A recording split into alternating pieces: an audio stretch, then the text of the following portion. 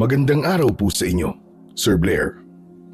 Lalong-lalo na po sa mga giliw ninyong tagapakinig at taga-suporta sa inyong mga YouTube channel. Ang kwentong ibabahagi ko ay naganap taong 1990. Isa po akong sundalo na palaging nasasabak sa mga kabundukan dahil sa mga rescue operation namin. Kilala po ang grupo namin na isa sa pinakamahusay na mandirigmang sumasabak sa pinakadelikadong operasyon upang iligtas ang mga sibilyang dinudukot ng mga rebelde. Ngunit ang ibabahagi ko po sa inyo ay kakaiba sa lahat ng mga pinagdaanan ko.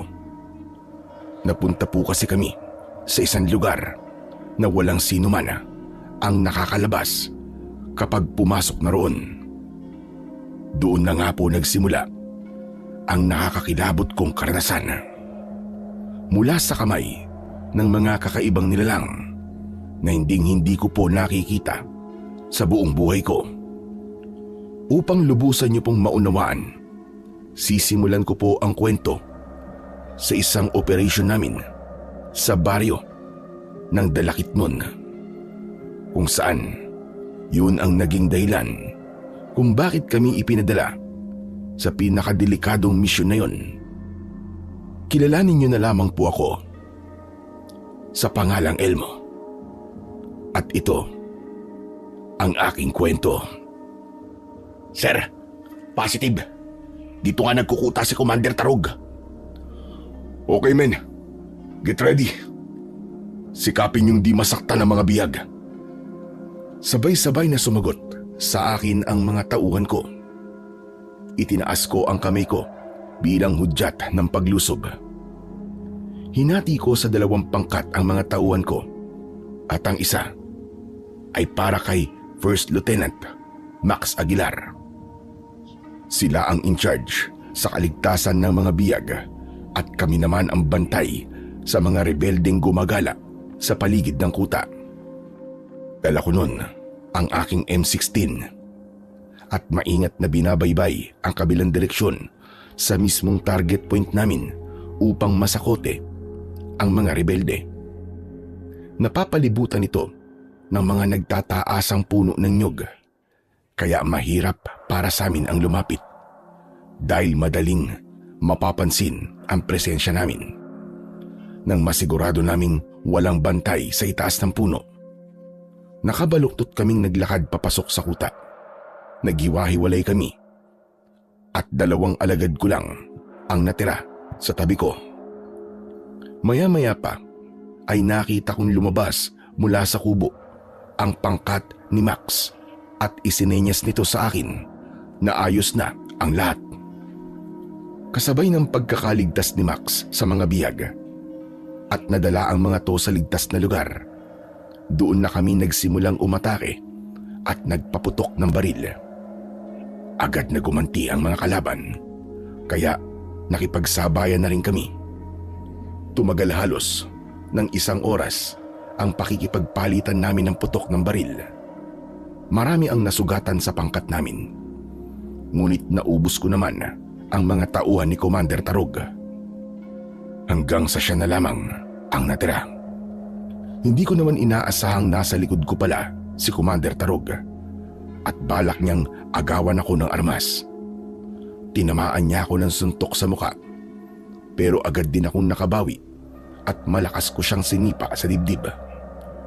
Bumagsak siya sa lupa at tinutukan ko kagad siya ng baril sa muka. Kaya natigilan ito at hindi na nakakilos. Taas ng kamay!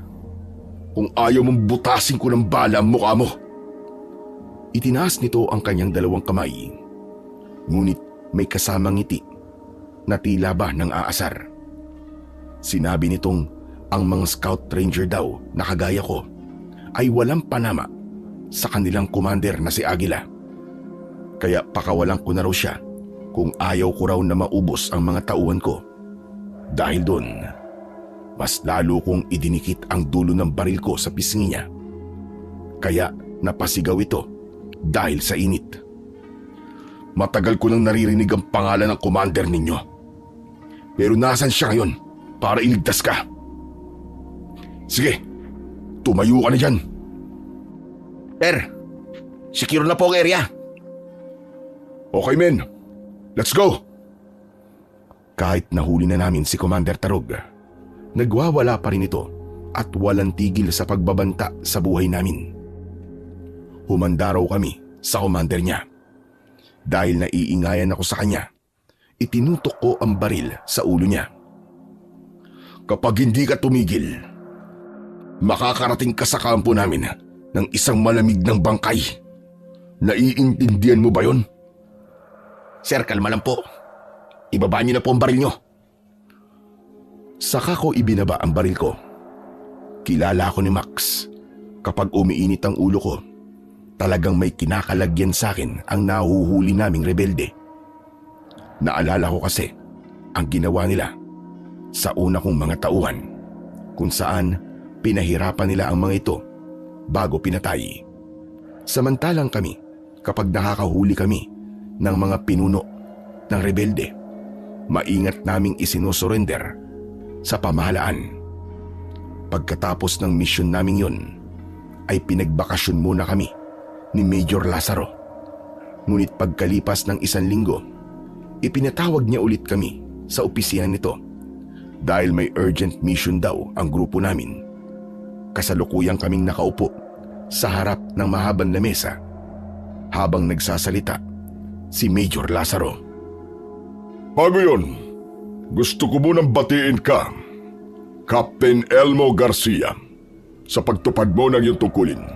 10 ng iyong mga kasamahan dahil sa matagumpay ninyong operasyon sa baryo ng Dalakitnon. Isang malaking karangalan ang ibinigay nyo sa hukbong sandatahan. Maraming salamat po, Major Lazaro. Siya nga po pala, ano po ba ang dahilan at pinatawag nyo kami?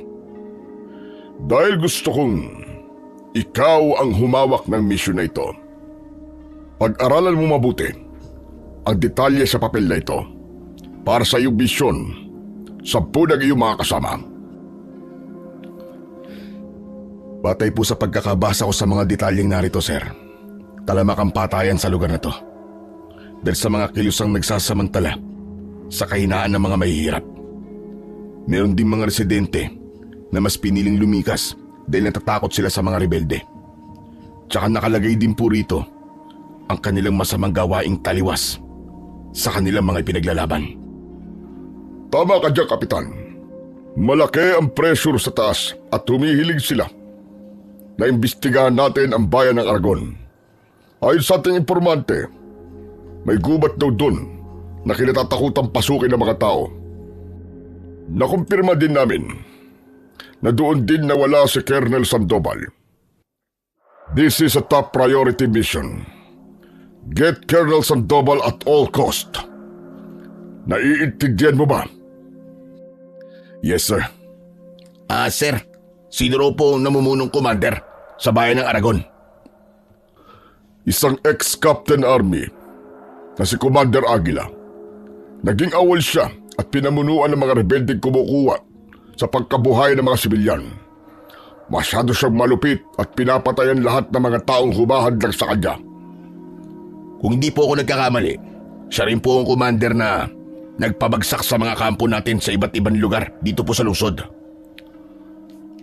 Tama ka, Lieutenant. Ginamit niya ang mga nalalaman niya nung sundalo pa siya upang madali niyang mapabagsak ang mga detachment natin. At bilang tugod natin sa kahilingan ng mga nakatataas, ikaw, Captain Elmo Garcia, at ang tauhan mo ay inaatasan ko sirain ang puwersa ng mga private army ni Commander Aguila. Nagkakaintindihan ba tayo?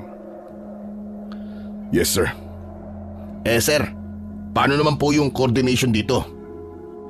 Inaayos na ang lahat. Mag-iingat kayo sa bawat kilos nyo sa bayan ng Aragon.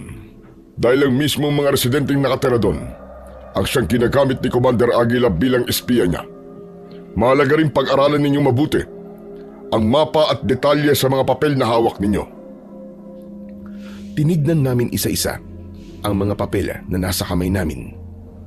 Pati na ang mga larawan ng mga rebelding tinutukoy ni Major Lazaro. Kaya lang, sa mga larawang nasa loob ng papel, si Commander Aguila lang ang walang muka.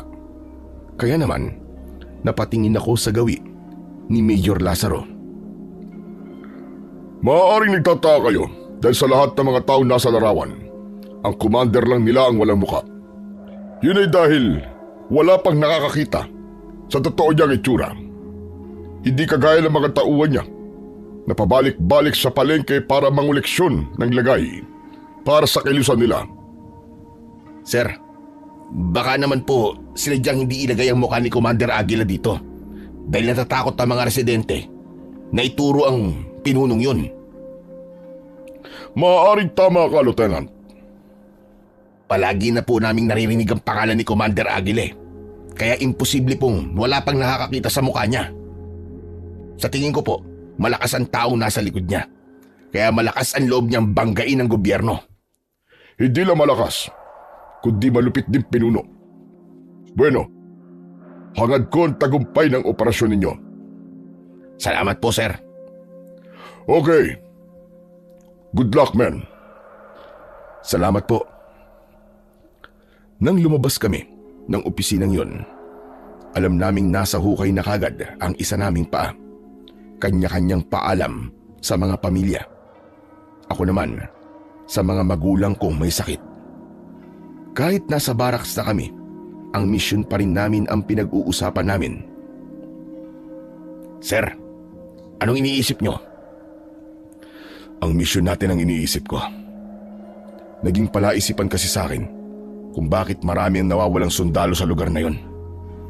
Sa totoo lang, sir, ang mission na to ang kakaiba sa lahat. Iba kasi, ang bigat ng nararamdaman ko, sir. Bakit mo naman nasabi ang bagay na yan? Alam ko po kasi ang kwento ng mga sundalong nawala sa gubat na tinutukoy ni Major. Kung papalarin po tayo, pang-anim na unit na tayong susubok pasukin ang gubat na yon. Ano kaya ang meron sa lugar na yun, no? Wala pong makapagsabi, sir. Talagang walang bakas na naiwan sa mga sundalong pumasok doon. Ultimo signal ng radyo. Misteryosong nawala nung pumasok sila sa gubat na yon. Hindi lang natin top priority na mahanap ang pangkat ni Colonel Sandoval. Hindi ko tatanggapin ang misyong to eh. Palagi nila tayong pinapadala sa mga delikadong misyon kagaya nito. Di lang naman tayo ang sundalo, di ba? Malaki po kasi ang tiwala nila sa pangkat natin, sir. Kaya kung minsan tuloy, mahirap din po palang maging mahusay pagdating sa tungkulin. Tama ka dyan. Wala naman tayong magagawa dahil ito ang sinumpaan natin tungkulin. Kaya lang, mabigat ang nararamdaman ko dahil sa pamilyang may iwan ko eh. May sakit na naman kasi ang mag-asawa. At wala ako sa tabi nila para alagaan sila. Ganyan naman po talaga sa tungkulin natin, sir eh. Ang sinumpaan muna natin bago ang pamilya. Siya nga po pala, sir. Kailan ba natin sisimulan ang plano natin? Mamayang madaling araw, papasukin natin ang bundok ng Aragon. Ang iba may iiwan upang mag-imbestiga. Papakiramdaman natin ang kilos ng mga tao, pati na ang mga alagad ni Commander Aguila. Get all the necessary information about him.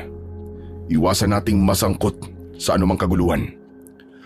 Sige boys, ihanda na ang mga gamit. Agad kaming nagsipaghanda ng mga kagamitan sa pag-akyat namin sa bundok ng Aragon. Pero bago yun, kailangan naming magmatsyag sa bayan at magtanong-tanong ng tungkol sa patakaran ng target naming commander ng kilusan. Umalis kami sa kampo ng 4:00 ng madaling araw at binaybay namin ang daan papunta sa liblib na bahagi ng unang baryong papasukin namin. Napadpad kami sa palengke ng bayan at lahat ng mga taong naroroon masama ang tingin sa amin. Sir, bakit parang pansin ko pinagtatawa na nila tayo? Mukhang nangungutya rin ang titig nila. Natitiyak ko na hindi lang tayo ang dumaan dito. Pinagtatawa na nila tayo dahil iniisip nilang hindi na tayo makakabalik ng buhay sa pamilya natin sa oras na pumasok tayo sa lugar nila. Maaaring gano'n na nga. Sabihan mo mga kasama natin na maging alerto sa paligid. Iba ang kutob ko sa uri ng tingin ng mga tao sa atin.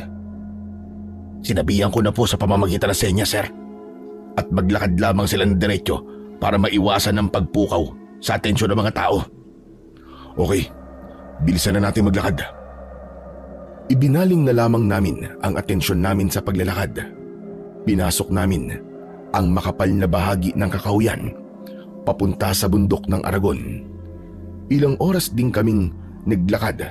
Dala ang aming mga baril, lubid at malalaking bag na naglalaman ng mga bala. Si Max naman ang may dala ng radyo. Sir, sa bahaging yun, may mga taong nagkakagulo. Tumigil muna tayo rito. Alamin natin kung ano nangyayari sa kanila. Pinagmasdan namin ang mga taong nagkakagulo sa gitna ng bakuran ng mga bahay na nakatayo doon. Batay sa pagkakasuri ko, isang tribo yun ng mga taong nakatira sa paanan ng bundok ng Aragon. Sa tingin ko po, may pinagkakaguluhan sila ron at batay sa reaksyon ng mga tao, isang bangkay ang nakita nila. Sabihan mo mga kasama natin na lalapit tayo sa mga taong yun. Nang masigurado naming walang banta ng panganib sa paligid, lumapit kami sa mga tao. Nung una ay natakot sila at umiwas sa amin. Pero nang tignan namin ang isang bangkay ng lalaki na nakahandusay sa lupa, kinausap ko sila. Ano po nangyari dito?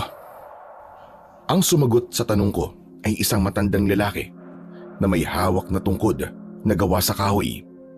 Maraming kwintas ang nakasuot sa kanyang leeg at may balahibo ng manok na nakatali sa kanyang ulo gamit ang kulay pulang panyo.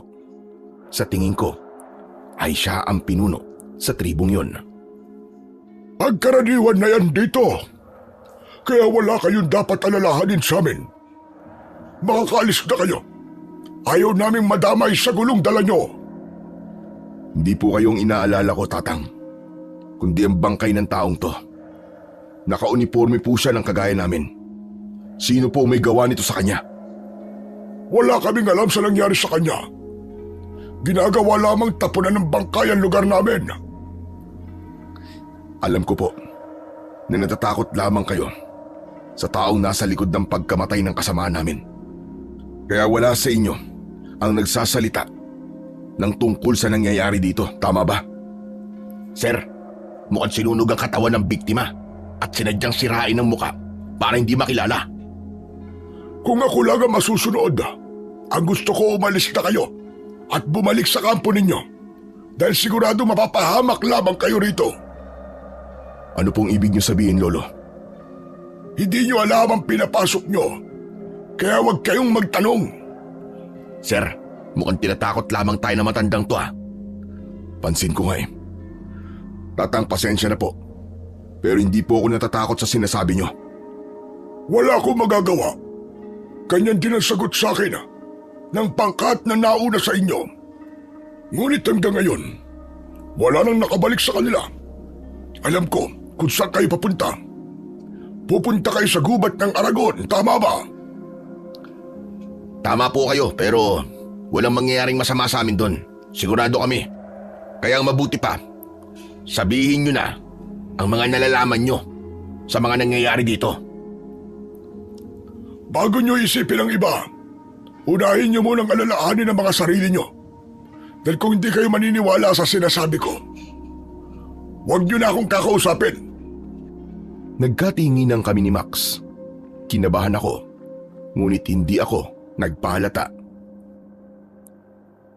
Dahil sa sinabi niyo, Tatang, lalo pa naming aalamin kung ano ang meron sa bundok na yun. Max, ano po yun, sir? Itawag mo sa headquarters natin ang tungkol sa nangyari dito. Yes, sir. Hindi na ako kinausap ng matanda at hinayaan niya kaming manatili roon kahit ilang minuto lang. Nakakailang tanong ako sa matanda, ngunit wala akong marinig na tugon mula sa kanya. Kaya naman, ipinagpatuloy na namin ang paglalakad. Pumasok pa rin kami sa mas makapal na bahagi ng kakahuyan. Ilang beses kaming nakakita ng mga patay na baboy ramo at iisa lang ang napansin ko. Halos lahat ay wakwak ang tiyan na parabang nilapayon ng kapwa niya hayop. Sir, hindi po kaya mababangis na hayop ang nakasagupa ni na Kernel dito? Kung kaya't hindi na sila nakabalik? Yan nga din ang iniisip ko eh. Sa kapal ng kagubatang to, marahil marami rin na mababangis na hayop na naninirahan dito. Kaya mag-iingat tayo. Saglit kaming tumigil sa gitna ng kakauyan upang magplano. Inilatag ko sa damuhan ang buong mapa ng bayan ng Aragon at binilugan ko ang bundok na siyang kinaroroonan namin. Men, kailangan nyo maging alerto sa paligid. Dahil ayon sa mga impormasyong nakalap natin, dating jungle fighters ang mga kalaban natin. Kaya walang puwang ang pagkakamali. Dahil kapag nakahanap sila ng pagkakataon para umatake sa atin, tayo ang mapapatay nila. Naiintindihan nyo? Yes, sir. Okay. This is a high-risk mission. Kaya ang kailangan nyo, focus sa galaw ng paligid. 20 lang tayo. Dahil ang iba ay nasa kabilang target area. Kaya inaasahan ko ang inyong kooperasyon. Nagkakaintindihan ba tayo? Opo, sir. Tandaan nyo, masyado nang maingay ang pangalan ng pangkat ni Commander Aguila. Alam nyo rin na hindi magiging madali ang paghuli sa kanila. Kapag pumalya tayo rito, hindi natin alam kung makakauwi pa ba tayo ng buhay sa mga pamilya natin. Kaya dapat, handa na rin kayo na ibuwis ang buhay ninyo para sa misyon natin. Handa na rin po kami lumaban para sa misyon, sir. Mabuti naman kung ganun. Wala tayong ibang aasahan kundi ang sarili nating kakayahan. Isa pa, napansin kong ang mga residente sa paligid nito ay nakakagulat na hindi nagsasalita tungkol sa kanila. Pero sisikapin nating magtagumpay sa misyong to. Kukunin natin ang leader nila, pati na mga kasama nating binihag nila, para matigil na ang kasamaan ni Commander Aguila. Sabay-sabay na sumang-ayon sa akin ang mga tauhan ko at muli kong tiniklop ang mapa. Inilagay ko yon sa bulsa ko. Pagkatapos, nakabaluktot kaming naglakad at nakatutok ang bawat baril sa unahan ng aming daan. Masyadong masukal ang gubat at makapal ang mga halaman, kaya anumang oras ay baka merong umatake sa amin na kalaban. Lieutenant, anong nangyayari sa'yo? Bakit ka natitigilan? Ewan ko ba, sir? Hindi ko mahawakan ng maigpit ang baril ko.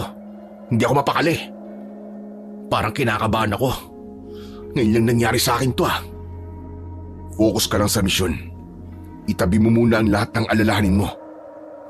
Pasensya na po, sir. Bahala na. Tatapusin ko ang misyon na to. Men! Follow me! Unti lang kami, ngunit masasabi kong katumbas namin ang isang batalyon kung kakayahan lang din naman ang pag-uusapan. Meron akong 2 tao na mahusay umakyat sa mga puno upang magsilbing lookout namin sa unahan ng aming daan. Tama si Max. Sa lahat ng naging mission namin, ito ang pinakakakaiba.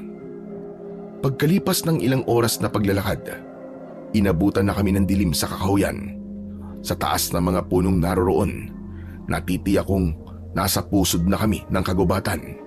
Kaya ginamit na namin ang aming flashlight upang makita ang daan. Saglit kaming tumigil sa paglalakad nang may napansin kaming kakaiba sa lugar. Sir, mga kalansay! Nagkalat ang mga kalansay sa lupa! Men, maging alisto ay sa paligid. Kunin ang mga baril na pwede nating mapakinabangan. Sir, positive po. Sila nga ang mga sundalong naiulat na unang nawawala sa lugar na ito. May 2 taon na po nakakalipas. Kung ganun, nahanap na natin sila, Max. Itawag mo sa kampo na tuklasan natin dito. Kinuha ko ang mga dog tag ng 3 kalansay na nakita namin sa lugar na yon. Nagtataka kami dahil doon lamang itinapon ang kanilang bangkay. Maya-maya pa ay nag-aalalang nagsalita si Max. Sir, wala pong signal sa bahaging ito ng gubat ha. Ano? Paano nangyari yun? Di ko alam sir eh. Nakailang subok na po ako sa pagtawag pero wala talaga. Kung ganun, ito ang dahilan kung bakit wala tayong natatanggap na tawag mula sa mga tropa na pumasok dito. Ganun na nga po sir. Tsaka, tignan niyo po ang katawan ng mga kalansay oh. Walang bakas ng tama ng bala sa katawan nila. Ibig sabihin nun, ibang dahilan ang kinamatay nila. Kahit isa man lang sana na palatanda ang binaril sila. Pero wala talaga eh. Hindi maaari. Iba ang kutob ko sa lugar na to. Dahil sa napansin namin, nagdulot yun ng takot sa mga kasama ko. Sir, tignan niyo rin po tong isa pang kalansay dito. Pagmasdan niyo po ang pagkakahawak niya sa kanyang M14. Ni walang bawas ng bala sa loob ng magasin nito. Malinaw na inatake po sila ng mabilis at hindi man lang sila nakapagpaputok ng baril. Dahil sa pagkakasuri namin ni Max sa katawan ng mga kalansay, mas naging alerto kami sa paligid. Si Max naman habang naglalakad kami, panay ang subok niya sa radyo, ngunit wala talagang signal. Ganun pa man, ipinagpatuloy namin ang paglalakad papasok sa mas masukal na bahagi ng kagubatan. Pero ang hindi namin alam, may mga matang nagmamasid pala sa amin. Mas matatalas ang paningin at mahuhusay na kalaban ang naghihintay sa aming pangkat. Kung kami ay nangangapa sa dilim, ang mga nilalang sa paligid namin ay hindi. Lahat sila nakangisi habang mahinang umaangil. Dahil abala kami sa paglinga sa paligid, ay hindi namin napapansin ang mga nilalang na nakasabay sa aming paglalakad. Naghihintay lang ng tamang pagkakataon para umatake.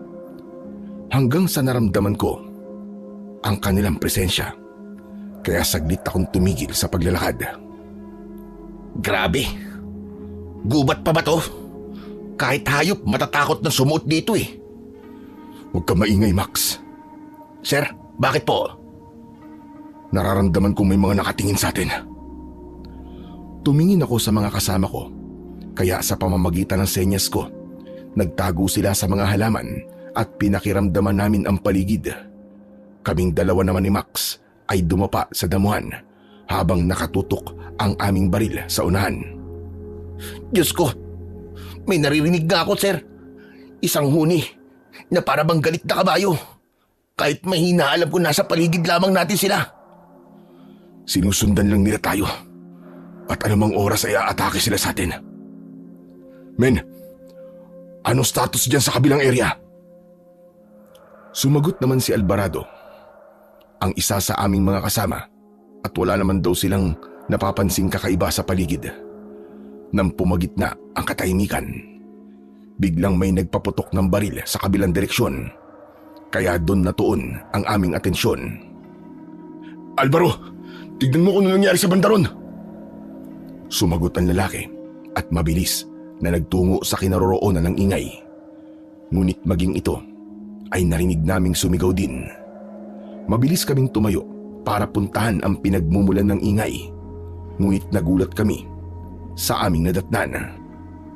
Sir, may mga patak ng dugo sa lupa. Pero wala na sina Alvaro at ang mga kasama natin. Hindi maaari ito. Masyadong mabilis ang mga kalaban natin. Mga kasama, talasan niyo ang paningin niyo. Nasa paligid lang natin ang mga kalaban. Sir, tignan niyo. Sa itaas ng puno. Diyos ko, si Alvaro yun na. Anong ginagawa niya sa taas ng puno? Tinutupok ng apoy ang katawan niya, sir. Paano nangyari yun? Masama to. Hindi natin napansin kung paano nasunog ang katawan ni Alvaro. Dahil sa mga nasaksiyan namin, naging malikot ang liwanag ng aming flashlight. Halos dumapa na rin kami sa damuhan para lamang makapagtago. Maya-maya pa ay nakarinig ulit kami ng sigaw sa bandang kaliwa ng aming direksyon. Isa-isang nawala ang mga kasama namin at ang naiiwan na lamang ay ang kanilang hawak na baril. Batay sa mga sigaw nila, para bang nakakita sila ng nakakatakot na nilalang. Dahil doon, nagpaputok na rin ng baril ang iba ko pang mga tauhan. Kahit wala silang tiyak na patatamaan. Bakas sa kanilang muka ang labis na takot. Sir, marami na po nawala sa mga tauhan nyo. Ang masaklap, hindi gumagamit ng baril ang mga kalaban natin dito. Basta nalaman silang umaatake at nawawala na parang bula. Diyos ko, hindi tao ang kalaban natin dito, Lieutenant. Kailangan natin makaalis sa lugar na to. Men! Atras! Umatras kayo! Sa pag-atras namin, ay meron na naman taong sumigaw mula sa likuran namin. Sigaw na parabang nakakaranas ito ng kakaibang sakit. Dahil doon, kahit wala kaming nakikitang kalaban sa paligid, nagpaulan ulit kami ng bala.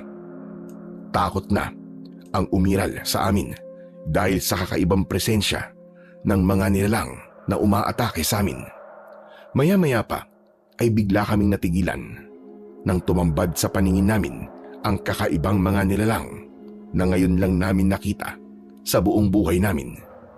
Nakangisi ang mga ito na umaangil na parabang galit na kabayo. Sir, anong klaseng nilalang ang mga yan? Nagliliyab ang kanilang mga katawan. Kalahating tao at kalahating kabayo. Diyos ko, isa silang halimaw, sir. Tikba lang sila. Ngunit balot ng apoy ang buo nilang katawan. Anong gagawin natin dito, sir? Tama nga ako. Hindi tao mga kalaban natin dito. Paputukan niyo sila! Sabay-sabay kaming nagpaputok ng baril, direkta sa katawan ng mga halimaw. Pero naiiwasan nila ang mga bala at mas naging agresibo sa pag-atake sa amin. Isa-isa nilang sinunggaban ang mga tauhan ko. Ang iba, tumalsik sa kakawyan. Ang ilan naman bumagsak sa lupa. Kasunod ng pagbutas nila sa tiyan ng mga tauhan ko, gamit ang mga paa ng mga halimaw na mukhang tikbalang.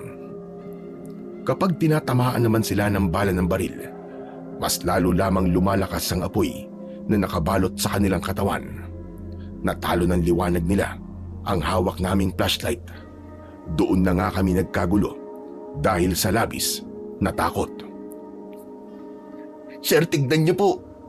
Yung isang halimaw na yun, iniangat niya ang kamay niya at lumika siya ng bolang apoy para ibato sa atin. Talon, Max! Sa pagbato sa amin ng bolang apoy, agad kaming nakatalon at nakaiwas. Halos mabingi kami sa lakas ng pagsabog nito na parabang granada. Sir, hindi na tayo makakaligtas dito ng buhay. Sila ang totoong umubos sa mga sundalong unang pumasok sa gubat na to. Tama ka, Max. Pero lalaban ako. Makakaligtas tayo rito. Mabilis kong ipinatong ang baril ko sa ibabaw ng batong pinagtataguan namin. Sunod-sunod nga ang pagpapaputok ko ng baril kahit nasa harapan lang namin ang halimaw na yon. Mabilis niyang naiwasan ang mga bala ko at agad na nakalapit sa akin. Saktong hahawakan niya sana ako sa liig. Mabilis namang kinalabit ni Max ang gatilyo ng kanyang baril at pinatamaan niya sa dibdib ang halimaw. Kaya naman napaatras ito, pero nabaliwala ang balang yon dahil mabilis na naghilom ang sugat nito. Anak ng putya, oh. Hindi siya tinatablan ng bala. Hindi maaari. Nasa panganib tayong lahat. Muling lumikha ng bolang apoy ang halimaw sa aming harapan at ibinato na naman niya yon sa aming kinaroroonan. Wala na kaming ginawa, kundi ang iwasan ang bawat atake nito. Pagbagsak namin sa lupa at pagsilip mula sa kinaroroonan namin, kita namin kung paano nitong inatake ang ibang mga tauhan ko. Dumating pa ang ibang mga halimaw at pinagtig-isahan nilang lahat ang mga natitirang kasama namin. Wala kaming nagawa ni Max kundi ang magtago at panoorin kung paano nila inubos ang mga kasama namin. Sinunog nila ang katawan ng mga ito hanggang sa maging abo. Narinig ko naman ang pag-iyak ni Max. Sir, wala na mga kasama natin. Pinatay na silang lahat. Tayong dalawa na lang ang natitira. Nasira na rin ang radyo at wala na natira sa mga armas natin. Paano na tayo lalaban sa kanila, sir? Dahil sa ingay ni Max, Napako ang atensyon ng mga halimaw sa gawin namin. Naku, nalintikan na. Nakita nila tayo, Max. Anong gagawin natin, sir? Ano pa? Hindi aalis tayo sa lugar na to. Max! Ano? Ba't nakatulala ka dyan? Hindi nagsasalita si Max, pero baka sa mukha niya ang takot. Nanginginig ang kanyang labi habang nakatingin sa tabi ko. Kasunod nun, nakarinig naman ako ng malakas na sitsit. At nang sundan ko yun ng tingin, nakita ko ang isang malaking kobra. Mabilis niya akong tinuklaw sa braso, kaya bigla akong napatayo at pilit kong tinatanggal ang bibig nitong nakabaon sa braso ko. Sir! Bilisan niyo, sir! Papalapit na ang mga halimaw! Max! Hindi ako natatakot sa mga halimaw na yan. Mas takot ako sa kamandag ng hayop ng kobrang to. Bilisan mo! Tulungan mo akong tanggalin ang bibig niya sa braso ko! Sir! Dalhin mo na ang kobrang yan, sir! Lumayo na muna tayo rito! Hindi na natapos pa ni Max ang sasabihin niya dahil lumapit na sa aming kinaroroonan ang mga nilalang. Ngunit tumigil ang mga ito ilang dipaan layo sa amin. Tila natakot sila nang makita ang kobra sa braso ko. Umatungal ang mga nilalang at kasunod nun ay kumaripas sila ng takbo papunta sa madilim na bahagi ng kakahuyan. Ngunit nag-iwan naman sila ng bakas ng apoy sa damuhan, kaya tuluyang lumiwanag ang paligid namin. Ako naman, pilit kong tinatanggal ang bibig ng banakon sa braso ko. Ano ba? Bakit ang lakas mo? Ang hirap mong tanggalin! Sir! Umalis na po mga halimaw. Para bang natakot sila dyan sa kobra? Pwede ba, Max, tulungan mo muna ako rito? Kapag hindi natanggal sa braso ko, ang kobrang to, mamamatay ako sa kamandag nito. At mag-isa ka na lang sa gubat na to. Kaya bilisan mo na! Saka lang naisip ni Max na tulungan ako. Kapag taranta ang pinairal, hindi talaga magagawa ng maayos ang inuutos. Dahil sa labis na takot ni Max, nagawa niyang kagatin ang katawan ng kobra. Kaya naman, natanggal ang bibig nito sa braso ko at mabilis itong gumapang papalayo sa amin. Nanghihina naman akong napaupo sa damuhan habang dumudugo ang sugat ko. Mabilis ko namang binunot ang punyal na nakatali sa hita ko at ibinigay ko yon kay Max. Ito, sugatan mo ang braso kong tinuklaw ng kobra. Bilisan mo! At ako na ang sisip-sip sa dugo. Sige, sir. Aray, dahan-dahan lang, Max. Sobrang sakit. Kasi sir, parang may naiwan po sa loob eh. 2 matigas na kulay puti. Para bang pangil, sir. Ano? Kinapakon sugat ko at naramdaman ko nga ang 2 matutulis na bagay na nakabaon sa laman ko. Ano to? Sir, sa tingin ko, naiwan ang pangil ng kobra sa laman nyo. Lintik na yan, paano to? Sige. Dukutin mo, tanggalin mo. Sir, umalis na kaya muna tayo rito. Natatakot ako eh. Humingi na lang tayo ng tulong sa matandang lalaki na nasa tribo. Hindi ako marunong gumamot ng tuklaw ng ahas eh. Baka sila alam nila kung paano gagamutin yan. Para na rin matanggal ang pangil ng kobra sa braso nyo, sir. Sa palagay mo ba, aabot pa ako doon ng buhay? Oo, sir. Makakaabot pa kayo ng buhay papunta ron. Sigurado ako. Ano sigurado? Tuklaw ng kobra ang pinag-uusapan natin dito. Bawat segundo mahalaga. Makamandag ang hayop na yun. Gusto mo bang unahin na lang kitang patayin dito? Huwag naman, sir. Nagsasabi lang naman ako ng totoo eh. Alam kong hindi pa ako makalat ng kamandag ng kobra sa katawan nyo, sir. Dahil hindi pa naman nangingitim ang paligid ng sugat nyo eh. Ang labi mo, sir, normal lang ang kulay. At wala rin pangingitim sa kuko nyo. Tara na, sir. Dadali na kita ron. Wala na nga akong nagawa nang biglang kunin ni Max ang kamay ko at ipinatong niya yon sa kanyang balikat. Huwag mo na akong alalayan. Sa braso lang ang tama ko, wala sa pa. Tsaka sigurado ka ba talaga na hindi pa ako makalat ng kamandag ng kobra sa katawan ko? Oo, sir.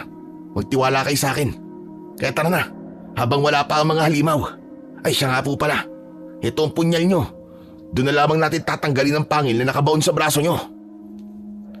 Tinanggap ko ang punyal at ibinalik ko yon sa hita ko. Nadaanan naman namin ang mga kasama naming namatay sa lugar na yon.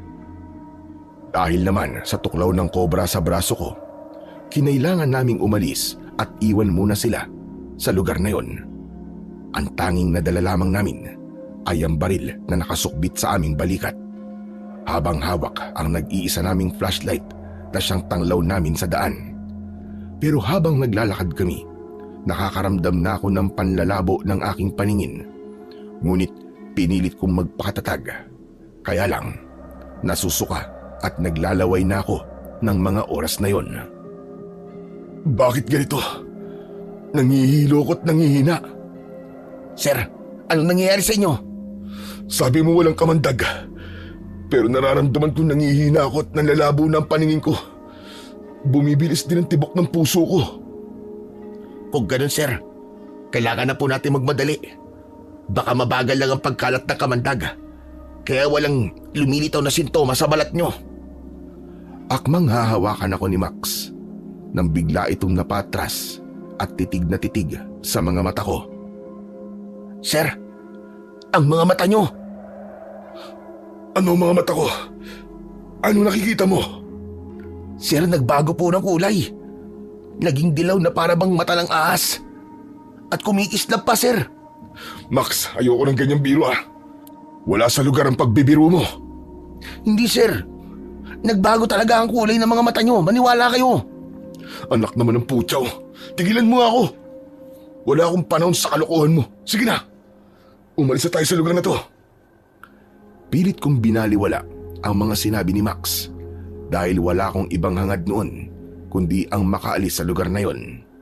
Gusto ko pang mabuhay at bumalik sa tribo ng matandang nakausap namin kanina.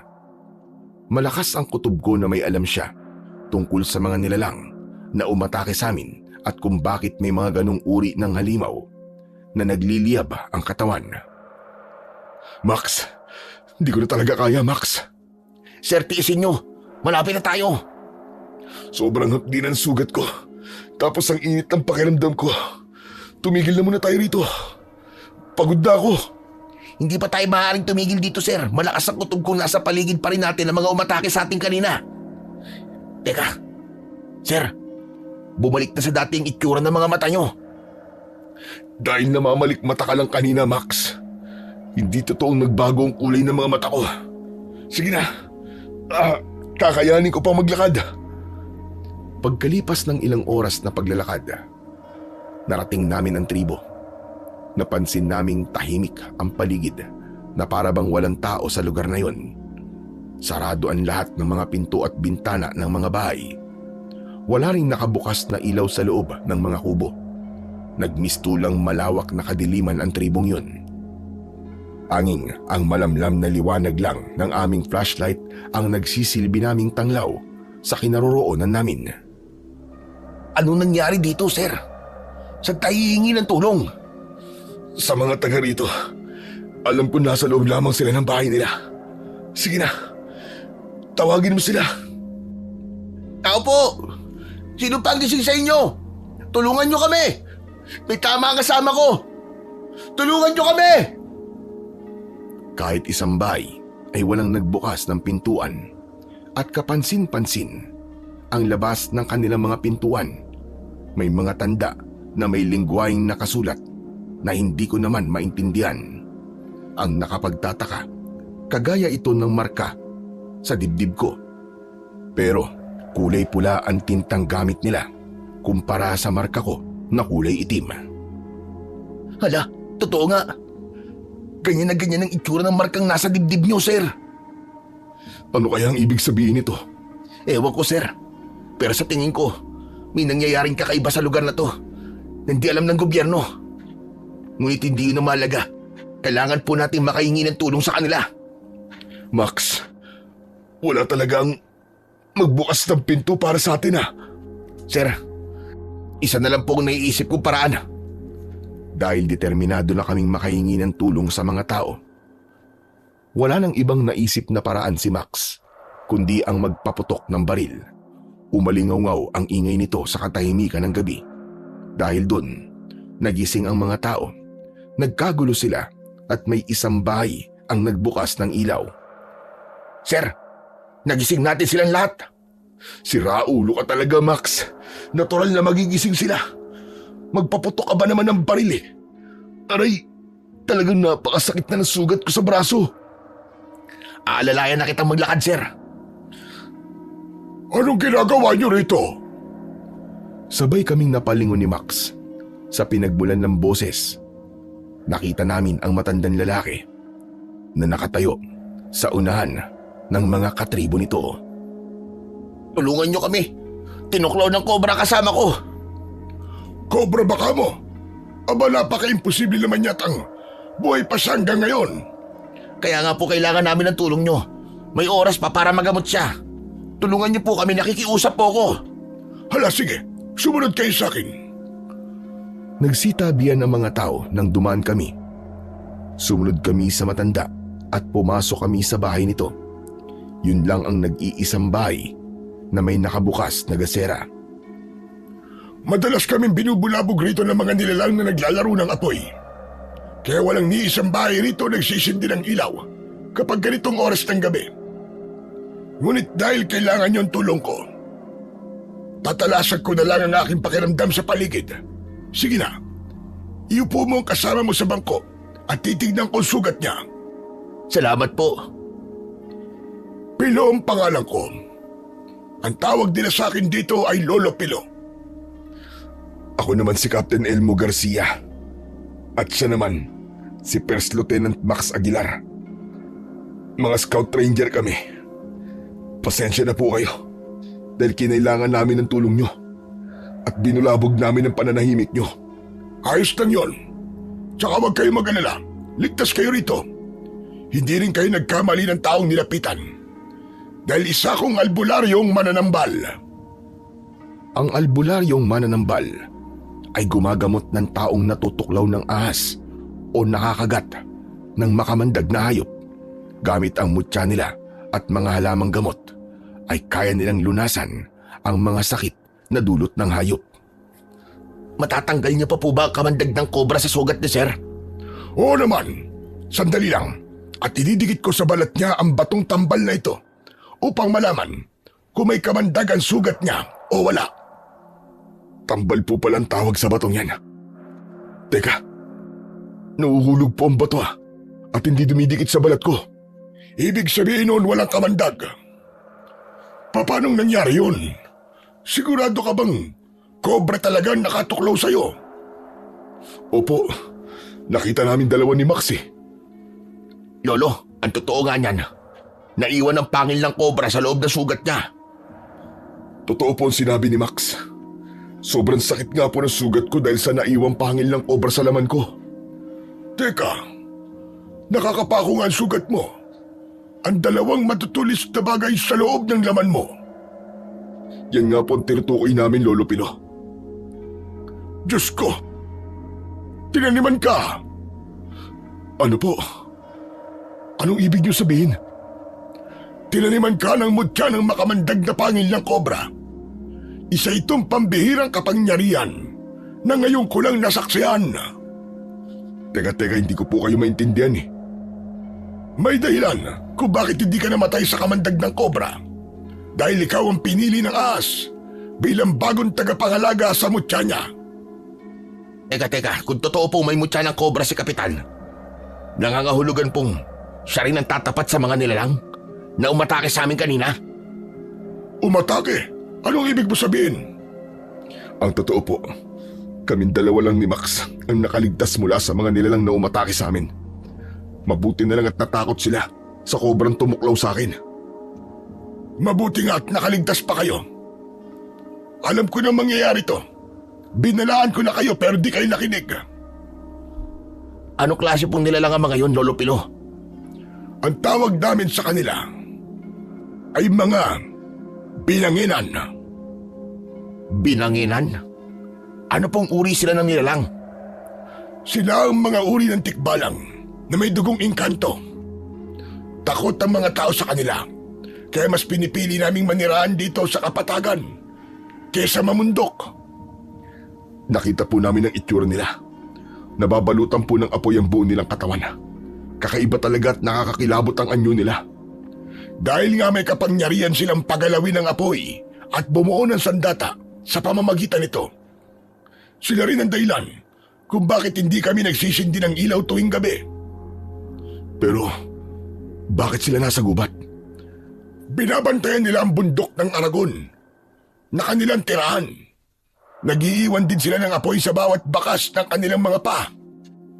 Yun ang dahilan kung bakit ang ibang mga hayop na naninirahan sa gubat ay napipilitang umalis upang iligtas ang kanilang mga buhay.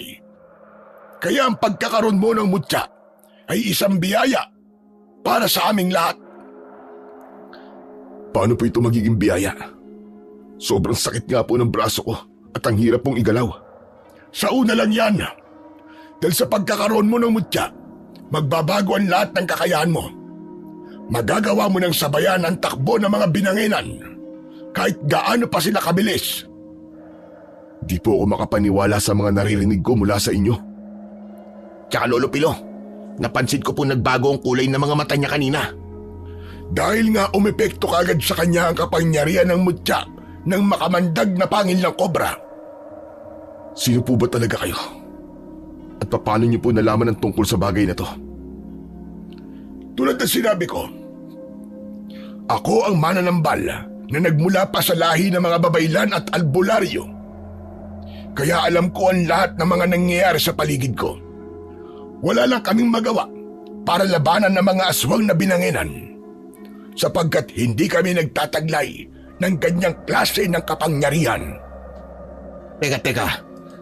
Ibig po bang sabihin, tanging si Kapitan Elmo lamang ang makakapatay po sa kanila? Tama ka. Ganito rin po ba ang nangyari sa mga kasama namin pumasok sa gubat? Oo, lahat sila pinatay ng mga aswang na binanginan. Kaya maswerte pa rin kayo. Dahil kayo kauna-unang nakalabas ng buhay sa gubat na yun. Marami pa kaming pinag-usapan at ang lahat ng mga yon ay tungkol sa nilalang na nakasagupa namin. Maya-maya pa, itinalian na lamang ni Lolo Pilo ang braso ko gamit ang kulay pula niyang panyo mula sa kanyang ulo. Sige na, magpahinga na kayo. Dahil kailangan ko ng patayin ng ilaw sa bahay na ito. Salamat po sa tulong nyo, Lolo Pilo. Bago ang lahat, gusto ko malaman ninyo na hanggat maaari, wag na wag kayong lalabas ng bahay ko nang di ko sinasabi. Nag-iingat lamang kami dahil madalas kaming salakayin ng mga taon labas. Makakaasa po kayo. Nasusunod kami sa sinasabi niyo. Pero kung may mapapahamak po sa inyo ng dahil sa amin, hindi po kami magdadalawang isip na ipagtanggol kayo. Pagkatapos namin pag-usapan ang tungkol sa nangyayari sa tribo nila, itinanong na rin namin kung ano ang ibig sabihin ng markang nakita namin sa labas ng pinto ng kanilang bahay. Yung pala ang pangontrang ginawa ni Lolo Pilo para ipaalala sa mga binanginan na huwag silang papasok sa loob ng bahay. Simbolo raw yun ng propesiya ng mga binanginan bilang palatandaan ng kanilang katapusan. Takot daw ang pinuno sa markang yun upang maiwasan ang kaguluhan. Hindi na lang sila nagsisindi ng ilaw sa gabi. May marka kong kagaya nun, ngunit mas pinili ko na lamang na wag na munang magtanong tungkol doon. Maya-maya pa, sinamahan kami ng matanda sa magiging silid namin. Dahil sa labis na pagod, agad kaming nakatulog. Kinabukasan ay agad kaming napabalikwas ng bangon dahil sa malakas na boses ni Lolo Pilo. Kapitan Elmo, First Lieutenant Max, kahit na anong mangyari, wag na wag kayong lalabas ng bahay ko. Magtago kayo rito. Mabilis kaming tumayo mula sa higaan namin, ngunit hawak namin ang aming baril. Sumilip kami sa siwang ng dingding ng bahay ni Lolo Pilo at tinignan namin ang nangyayari sa labas. Nakita naming hinarap ng matanda ang mga rebelde habang hawak nito ang tungkod. Ter, may mga rebelde. May dala ang iba ng mga manok. Ang ilang kalalakihan, may mga hila na kalabaw at may sakayon ng mga sako ng palay. Ibig sabihin, sa pilitan nilang kinukuha ang mga pagkain ng mga taga rito. Wala na to sa kanilang pinaglalaban. Teka sir, Sa gawin yun, yung lalaking kausap ni Lolo Pilo, hindi kaya siya na si Commander Aguila? Pagkakataon na natin para mahuli siya. Kung talagang siya si Commander Aguila, humanda siya sa akin. Teka, sandali lang sir. Marami ang madadamay kapag kumilos tayo. Hinawakan ni Max ang kamay kong may tangan sa baril at naalala ko ang sinabi ni Lolo Pilo. Pero ang hirap naman yatang magpigil ng galit kung nakikita kong sinasaktan nito ang matanda. Ano itong nabalitaan ko? Na may pangkat daw ng mga sundalo ang kinausap mo, ha tanda? Tama ka sa nabalitaan mo at pumasok sila sa gubat. Hanggang ngayon, walang nakabalik sa kanila. Hindi talaga ako pinababayaan ng Panginoon kong si Binanginan. Ngunit ang tigas pa rin ng ulo ng mga sundalong yon. Hindi nila ako kayang buwagin. Ngunit nagmamatapang pa rin sila. Kaya wala kang dapat na alalahanin, Commander. Anong wala? Ang ikinakagalit ko ay yung wala kang sinabi sa akin tungkol sa kanila. Aray ko, Commander! Pitiwan mo ang damit ko, nasasaktan ako! Talagang masasaktan ka sa akin dahil nagiging matigas na ang ulo mo. Pasensya na, Commander, kung di ko kagad sinabi sa'yo. Sa susunod, hindi ko nabibitiwan ang damit mo. Papatayin kita sa pamamagitan ng sakal. Naiintindihan mo ba? Oo, Commander, naiintindihan ko. Hindi na rin ito mauulit. Dapat lang, hawak ko kayong lahat at tig-iisang bala lamang kayo. Kung mamalasin pa, ipapakain ko kayo sa mga nilalang na inaalagaan ko. Naiintindihan mo? Oo, Commander, naiintindihan ko. Sa susunod, kapag may nakita kang dumaan ng mga sundalo sa tribo ninyo, ipagbigay alam mo agad sa akin. Ginagambala nila ang pananahimik ng gubat. Sa oras na maulit na ito, kayong lahat ang ipapakain ko sa mga Binanginan. Maawa ka naman, Commander Aguila. Magbibigay na lamang kami ng kahit na anong gusto nyo. Huwag nyo lang kaming ipakain sa mga Binanginan. Mula sa pinagtataguan namin, ay narinig namin na tinawag ni Lolo Pilo na Commander Aguila ang lalaking may dakot sa damit niya. Sabay bitaw nito sa damit ng matanda, dahilan upang muntik itong mawalan ng balanse. Mabuti na lang at naitukod nito sa lupa ang hawak nitong tungkod. Positive nga, sir. Sila na nga ang target natin. Pagkakataon na sana nating mahuli si Commander Aguila kung wala lang sibilyang madadamay. Napansin namin na takot ang mga tao sa mga rebelde at kahit ang mga alaga nilang baboy ay dinala rin ng mga ito. Nang umalis ang grupo ni Commander Aguila, walang nagawa ang mga tao kundi ang malungkot at manghina.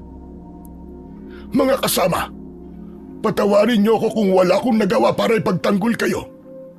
Wala tayong ibang pagpipilian kundi ang sumunod sa kanilang kagustuhan kaysa mamatay sa kamay ng mga Binanginan. May isang lalaki na nagsalita na hanggang kailan daw sila magtitiis.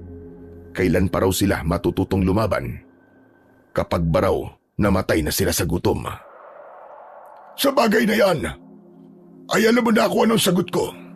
Ngunit umaasa ako na merong isang tao na tatayo para sa atin, para ipagtanggol tayo laban sa kasamaan ni Commander Aguila. Isang mandirigmang magpapalaya sa atin sa kalupitan ng mga taong labas. Nagkatinginan kami ni Max nang lumingon sa gawi namin si Lolo Pilo.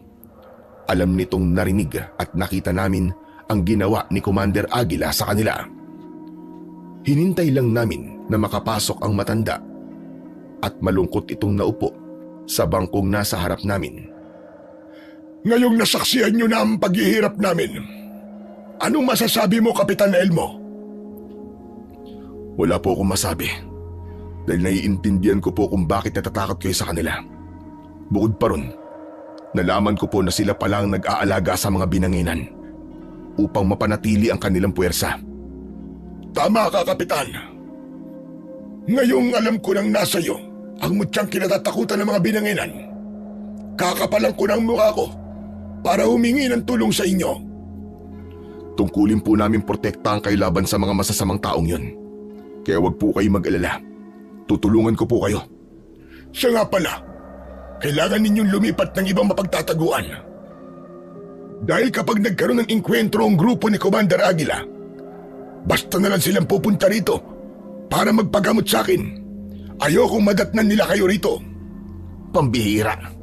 Ang kapal din po pala ng apog ng Commander Aguilang yun. Pagkatapos po kayong takutin at pahirapan, sa inyo rin po pala sila humihingi ng tulong medikal. Tama ka, Max. Ang totoo. Sila ang pumatay sa mga nurse na nagme-medical mission sa tribo namin.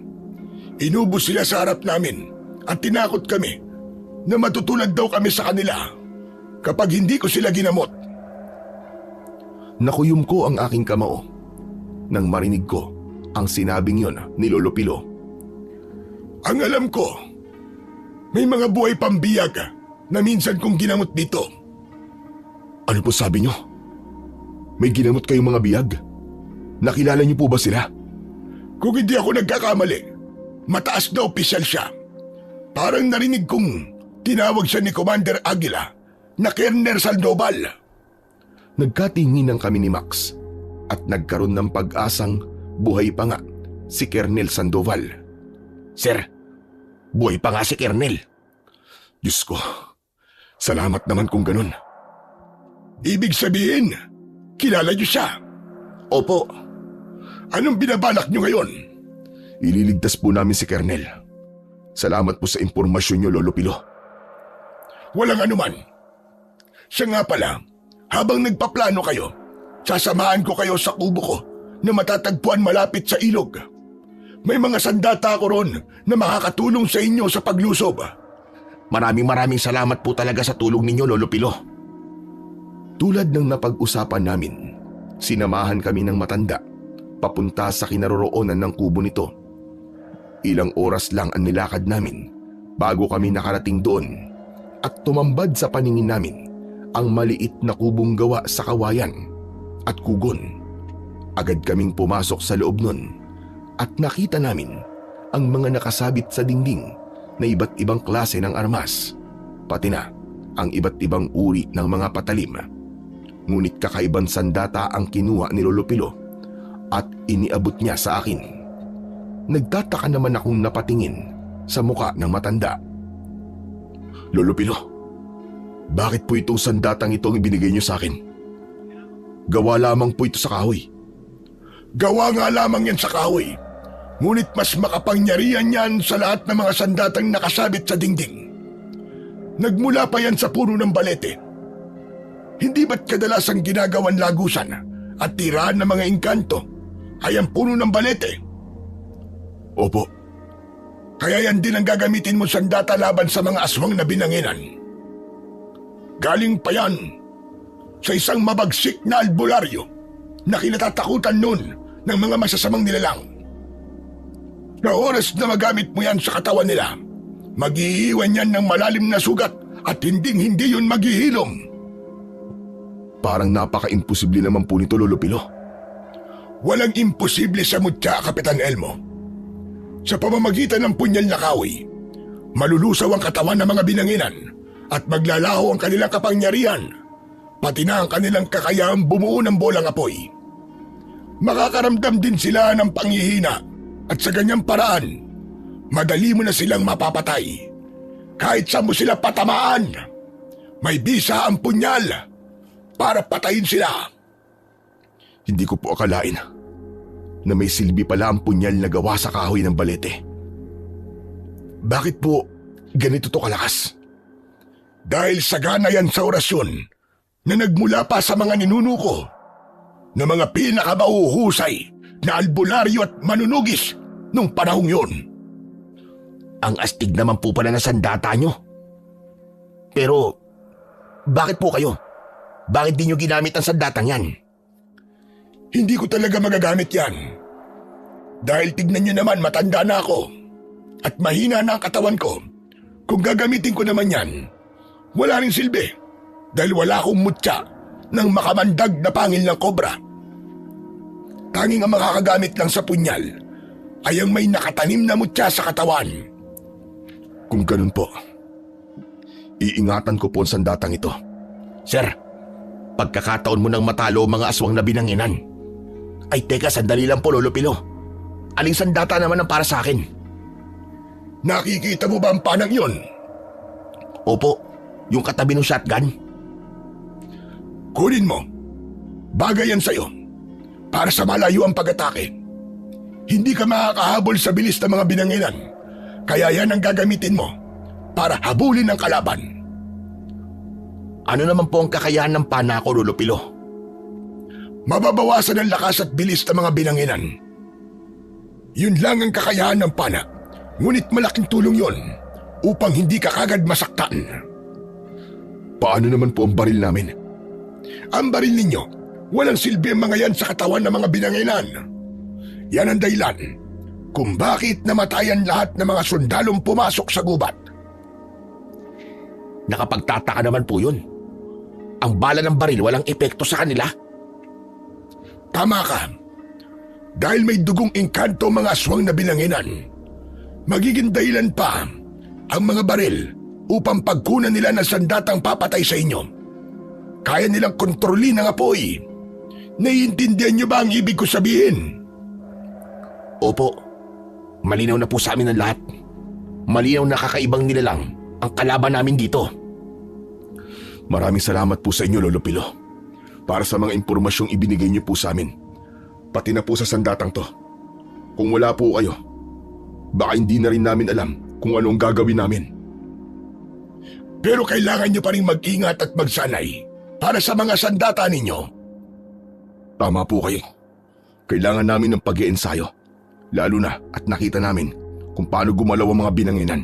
Isa pa, masyado silang mabilis para maliitin ang kakayahan nila. Nagkakamali ka, Kapitan Elmo. Sapagkat ang pagkakaroon mo ng mutya ay magbibigay sa iyo ng mga kakaibang kakayahan. Natutumbas sa kakayahan ng mga binanginan. Lahat ng kanilang mga kakayahan, kaya mo nang tapatan yon. Kaya silang mahihirapan sa iyo.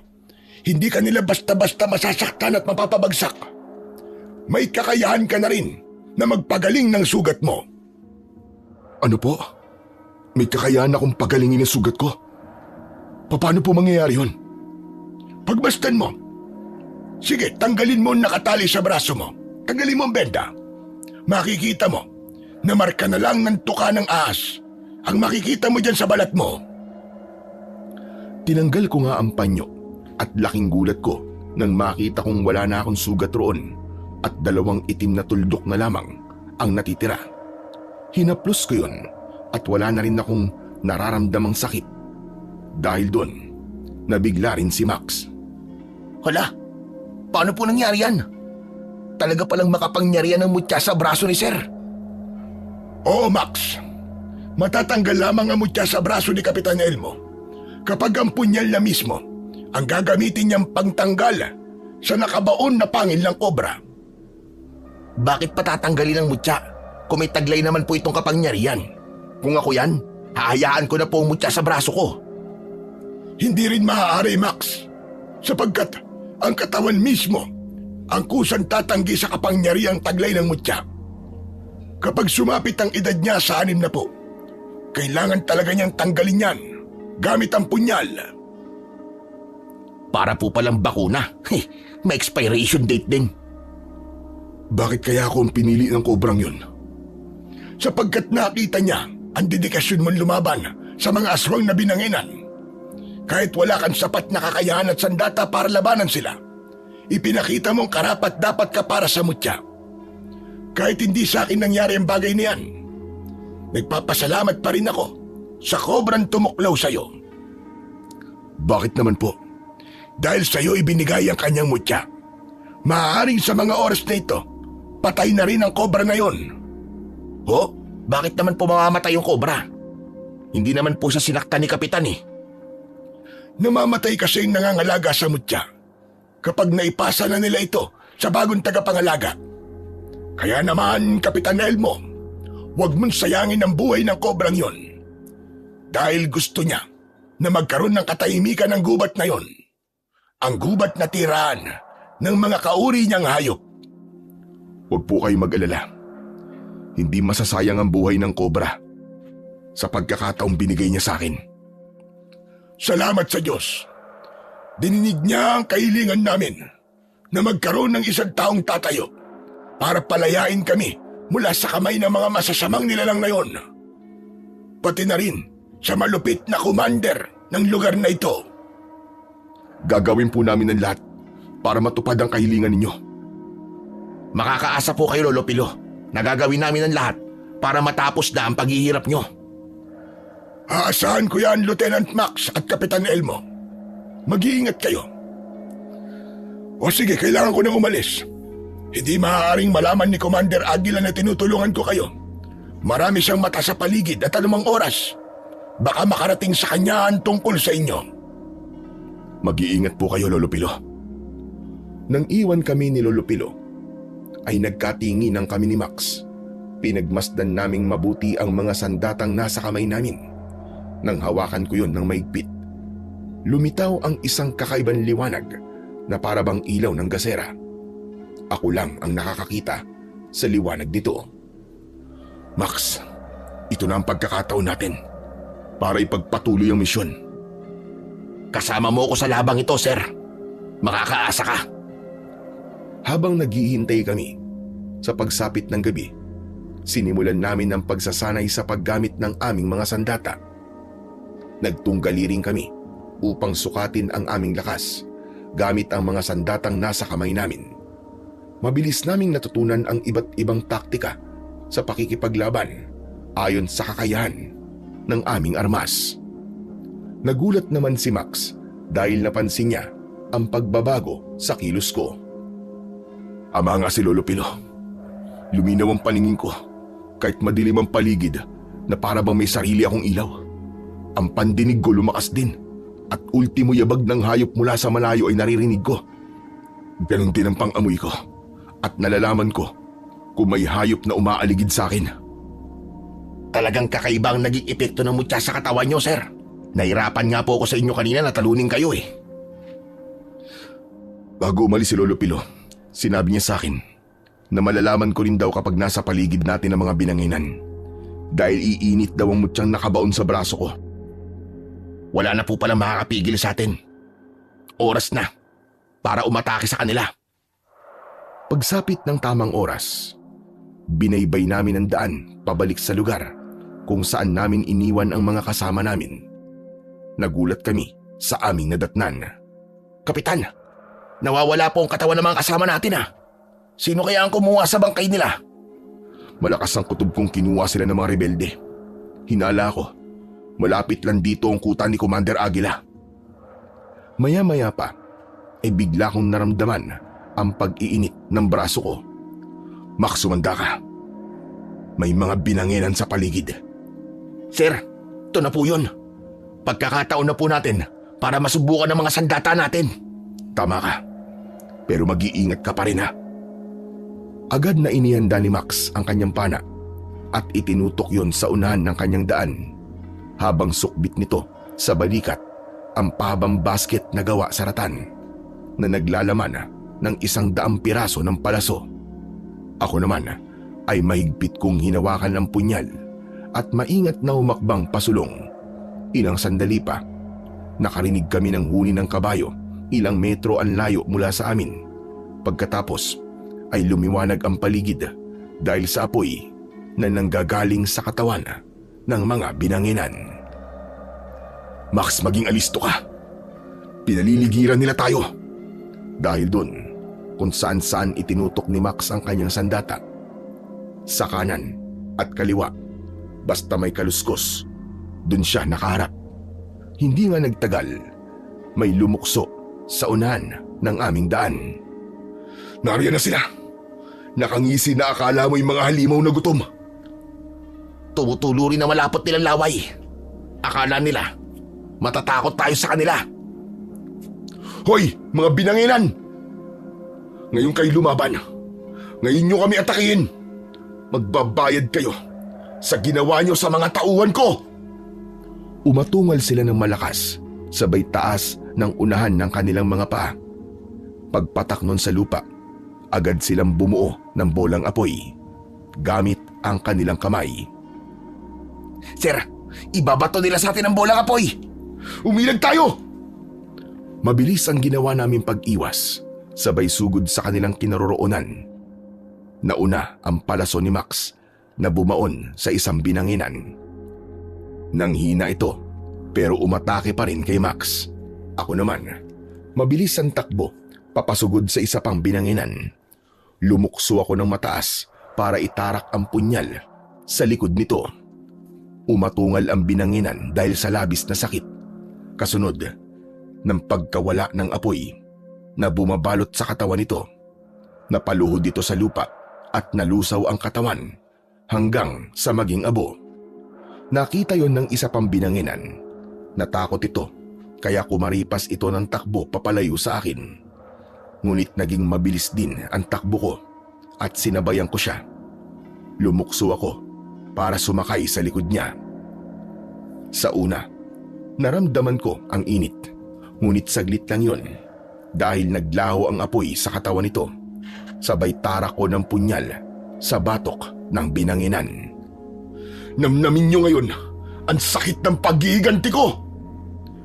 Habang sakay ako ng binanginan, naramdaman kong may tumamang palaso sa mata nito. Pinana ito ni Max, kaya pasadsad itong bumagsak sa lupa. Sa isang iglap, nalusaw ang katawan ng binanginan at sumama ang abo nito sa hangin. Naramdaman ko naman ang paglapit sa akin ni Max. Akalain niyo po yun, sir. Kusang naagnas at nalusaw ang kanilang katawan dahil sa sandata niyo. Grabe, akala ko talaga katapusan na natin. Hindi pa rin biro ang lakas nila, sir. Ang mahalaga, nabawasan na natin ang kanilang puwersa. Simula pa lang to, Max.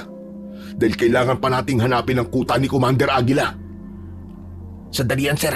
Kukunin ko lang ang mga palaso para hindi ako maubusan ng bala. Sige, bilisan mo. Okay na, sir. Tara, umalis na tayo dito. Ginalugad namin ang buong kagubatan at tumagal yun ng halos 2 oras. Saka namin narating ang kinaroroonan ng kuta ng mga rebelde. Mula sa pinagtataguan naming halaman ay pinag-aralan naming mabuti ang galaw ng mga taong naroroon. Tinalasan ko rin ang pandinig ko at narinig ko ang boses ni Commander Aguila. Sa kubong nakatayo sa gitna ng kuta, kausap niya si Colonel Sandoval. Simulan mo na magdasal, Colonel. Dahil ngayon ka na, sisistensyahan. Pero bago yun, nakikita mo ba mga dogtag na to? Pag-aari lang naman ito ng mga sundalong sumubok para i-rescue ka. Narinig kong nagsalita si Colonel Sandoval at pinagbantaan niya ang buhay ni Commander Aguila na gagawin ito ang lahat para maparusahan ang pinuno ng kilusan. Sir, ano pong status sa kuta nila? Ano pong naabot ng pandinig nyo? Sa gitna ng kuta, nandun si Colonel Sandoval. Positive. Buhay siya kaya lulusob tayo. Sir, teka sandali. Inilabas na mga tauhan ni Commander Aguila ang mga biyag. Saan kaya nila dadalhin na mga yun? Susundan natin sila. Tumayo kami sa pinagtataguan namin at umikot kami sa kuta ng mga ito. Magaan ang aming pagakbang. Tiyempo naman na mayroong 2 taong papalapit sa gawin namin. Dala nila ang matataas na kalibre na baril. Ang ginawa ni Max, mabilis niyang pinatamaan ng palaso ang leeg ng isang lalaki na agad na bumagsak sa lupa habang nagkikikisay ang katawan. Samantalang ang isa pa ay akma sanang magpapaputok ng baril, pero agad akong nakalapit sa kanya at sinaksak ko ito sa leeg gamit ang punyal. Sabay naming hinila ang kanilang bangkay papunta sa makapal na halaman para itago. Sir, nawala na po sila. Sumunod ka sa akin. Doon ko naririnig ang yabag ng mga paa nila. Malalaki ang hakbang na sinundan namin ng ingay ng mga rebelde at napagtanto kong dinala ang mga biyag sa gitna ng kagubatan. Kuweba yun ah. Malamang na diyan nagtatago ang pinuno ng mga binanginan. Sir, may mga sibilyang dinala sa loob. Ano pong gagawin natin? Sandali kaming nag-isip ng paraan kung paano kami makakapasok sa loob ng kuweba nang hindi kami namamalayan ng kalaban. Ang ginawa ko, itinago ko ang punyal sa ilalim ng damit ko at isinuksok ko yun sa bewang ko. Kapitan, ano pong binabalak nyo? Papasok akong mag-isa sa loob at ikaw, lookout kita. May iwan ka rito. Teka sir, mapanganib pong naiisip niyong plano. Matagal ko nang ginagawa to, Max. Palagi kong ipinapain ang sarili ko sa mga kalaban. Ngayon pa ba ako kakabahan? May kakayahan akong mapaghilom ang sugat ko. Kaya huwag kang mag-alala. Pero kasi sir, Maniwala ka sa akin, First Lieutenant Max Aguilar. Manatili ka rito. That's an order. Hindi na nakipagtalo pa sa akin si Max nang banggitin ko ang kanyang buong pangalan. Hudyat ko yun ng pagbibigay ng order bilang nakatataas sa kanya. Nang humanda ako sa pagpasok sa kuweba, pumwesto si Max sa ilalim ng makapal na halaman habang nakatutok sa lagusan ng kanyang pana. Agad kong pinilipit ang leeg ng dalawang lalaking naiwang nagbabantay sa labas ng pintuan ng kuweba. Itinapon ko sa malayo ang kanilang mga baril. Saka ako maingat na pumasok sa loob. Sumalubong sa akin ang mabahong singaw ng kuweba.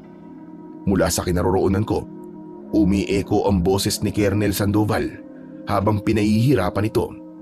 Dinig na dinig ko ang masayang boses ni Commander Aguila. Mahal kong binanginan, inaalay ko po ulit sa inyo ang aking mga biyag. Para sa karagdagan ng inyong kapangyarihan, higupin po ninyo ang kanilang enerhiya at lasapin ang sarap ng kanilang lamang loob. Yan ang gusto ko sa iyo, Aguila.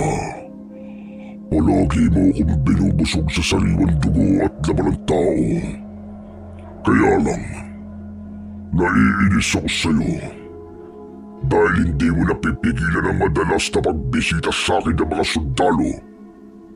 Wala ka na ba talagang magagawang paraan para patahimikin sila? Ngunit, kailan po makakagawa niyan, mahal na Panginoon? Habang tumatagal, nagiging agresibo na po mga sundalo na pasukin ang inyong teritoryo. Hindi ako makakapayag. Kung ganun po, salakayin ninyo mga karatig na baryo at ako ang ilagay nyo sa posisyon para bigyan ng babala ang mga sundalo na kayo ang hari sa lugar na ito. Yan. Ganyan nga ang gusto ko sa mga alagad ko. Masama ang ugali at sakim.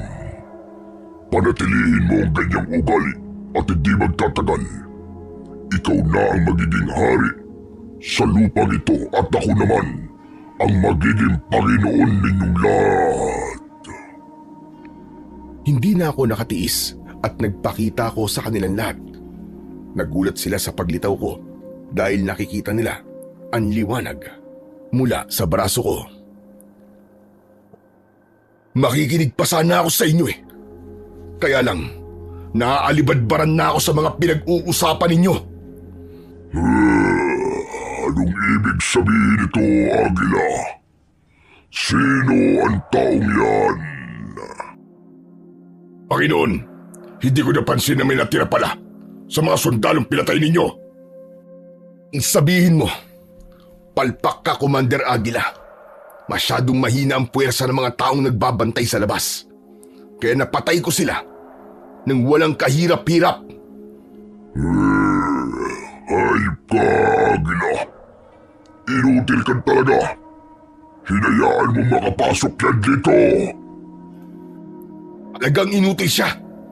Ang totoo, may plano siyang patayin ka. Binanginang hangal. Anong sabi mo? Hangal ang tawag sa nilalang na kayang utuin ng alagad niya. Hindi totoo yan, Panginoon. Nagsisinungaling ho siya. Hindi ako nagsisinungaling, binanginan. Niluloko ka niya at kasabwat pa niya ako. isa kang malaking traidor, Agila. Panginoon, makinig kayo sa akin. Nagsisinungaling siya. Hindi ko magagawang pagtaksilang ka. Tanga lang ang maniniwala sa sinasabi mo, Commander Agila. Tumigil ka! Tumigil ka! Halos lumukso ko sa tuwa dahil gumana ang taktika ko. Ang binanginan mismo ang papatay kay Commander Agila. Isang malupit na ganti yun para sa akin. Binanginan, alam mo bang ang katawan ng mga alay niya para sa'yo ay pinainom niya ng lason? Para kapag kinain mo mga biyag na yan, mamamatay ka. Kaya mag-isip ka. Patayin mo na siya. Ano pang hinihintay mo? Mamaya unahan ka pa niyan. Panginoon, ako paniwalaan mo. Teka, anong gagawin mo sa bolang apoy na nasa kamay mo? Panginoon, wag! Wag! Pinagkatiwalaan kita. Yung pala ay isa kang traidor. Hindi na nga nakaiwas si Commander Agila nang idikit ng aswang na binanginan ang bolang apoy sa katawan nito. Sinubukan pa nitong tumakbo habang nagliliyab ang katawan, pero sinalubong ko siya ng suntok, kaya tumalsik siya at bumagsak sa saig ng kuweba sa mismong paanan ni binanginan. Tanga ka pala, binanginan eh. Napaniwala kitang traidor. Ang tapat mong alagad. Anong sabi mo? Naisahan kita, hunghang. Kaya naman, mag-isa kang haharap sa akin ngayon. Teka, niloko mo ko? Ang hina mo naman palang umintindi. Oo, niloko kita. Hindi maaari to. Pagbabayaran mo to. Hayop ka! Yun ay kung may makukuha kang kabayaran mula sa akin.